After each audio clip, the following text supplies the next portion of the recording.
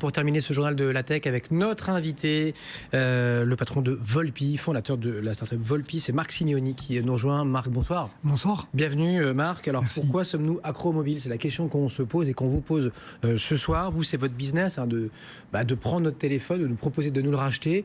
Et derrière, on va voir qu'il y a une offre, parce que là-dessus, pour le coup, c'est pas très original, mais il y a une offre derrière des d'éco-citoyenneté, je sais pas comment appeler ça. D'abord, le constat là, c'est vrai que c'est le New York Times qui sortait, ou plutôt qui faisait écho d'une étude très sérieuse, récente, qui disait que voilà, à chaque fois qu'on attendait que sortait un nouvel iPhone ou un nouveau S quelque chose chez Samsung, il y avait une recrudescence de pertes, de casses, de je sais pas quoi, de téléphones. Visiblement, on veut toujours quand même le dernier, quoi qu'on en pense, quoi qu'on dise, on veut le dernier.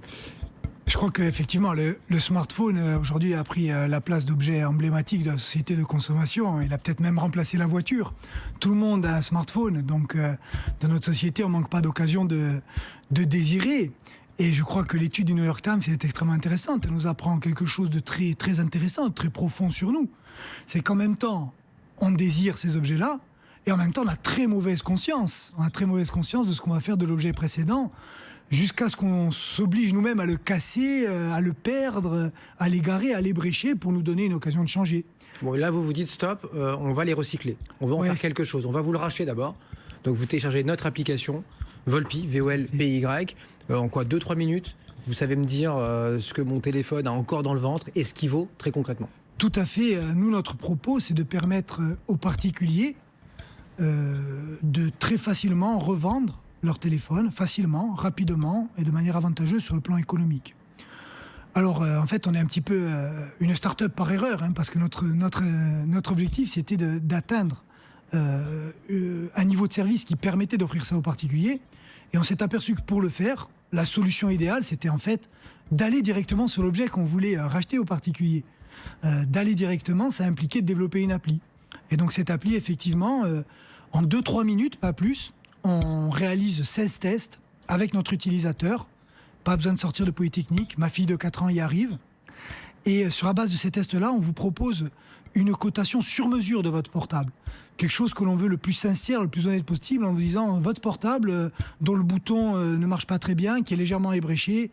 Écoutez, nous, au lieu de vous reprendre 400 €, qui serait sa valeur maximale, on peut vous le reprendre 350. Et c'est un prix ferme sur lequel on s'engage. Et donc là, je vous l'envoie par la poste et dans les 48 heures, vous me faites le... Ça va même un petit peu plus vite que ça, puisque sur toute la région parisienne, on a des coursiers qui se rendent à domicile sans coût supplémentaire, qui tapent à votre porte dès le lendemain, qui prennent ce téléphone et qui, lorsqu'il est conforme à la déclaration, ce qui est le cas à l'heure actuelle dans 99% des cas, eh bien on vous paye immédiatement dans les heures qui suivent en PayPal ou le lendemain par virement.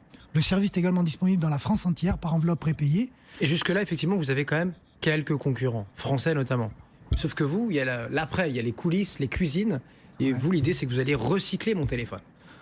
Alors, il y a pléthore de concurrents, il faut être totalement honnête. Il y a des dizaines de sites web qui proposent aux particuliers de recycler leur smartphone. Et nous, notre projet, on n'est pas parti sur un a priori tech. Ce serait mentir de vous dire le contraire. Nous, on a détricoté le système de ces concurrents parce qu'on estimait qu'il y avait un enjeu environnemental considérable et c'est quelque chose dans lequel on avait envie d'entreprendre. Donc on est allé regarder leur système, on s'est aperçu qu'au final, en tant qu'utilisateur, ça nous semblait quelque chose de très opaque en matière de tarifs, ça nous semblait quelque chose de très compliqué à mettre en œuvre et de très long. Et donc on a essayé de battre en brèche ce système-là, de proposer quelque chose de différent et surtout de nous focaliser sur ce que ça pouvait représenter pour les utilisateurs. Très concrètement, alors, vous en faites quoi après de mon téléphone? Alors nous, on est focalisé uniquement sur l'acte de collecte. Oui. En fait, l'objectif qu'on se donne, c'est de faire en sorte qu'aujourd'hui, on ait un système qui permette d'aller directement chercher chez les particuliers. Parce que malheureusement, aujourd'hui en France, on ne recycle que 15% des portables, lorsqu'on en vend 22 millions dans l'année. Enfin, c'est un gâchis intolérable. Ils sont où les autres? Dans nos placards? Dans nos placards, dans nos tiroirs, de manière inavouable dans les poubelles. Et ça, nous, on a envie de dire basta, on avait envie de faire quelque chose dans ce domaine-là. Donc, effectivement, on a porté ce projet-là, et c'est un projet qu'on porte quand même avec une volonté de responsabilisation de la consommation en filigrane. Volpi, V-O-L-P-Y. Merci beaucoup Marc. Marc Simeoni ce soir sur BFM Business.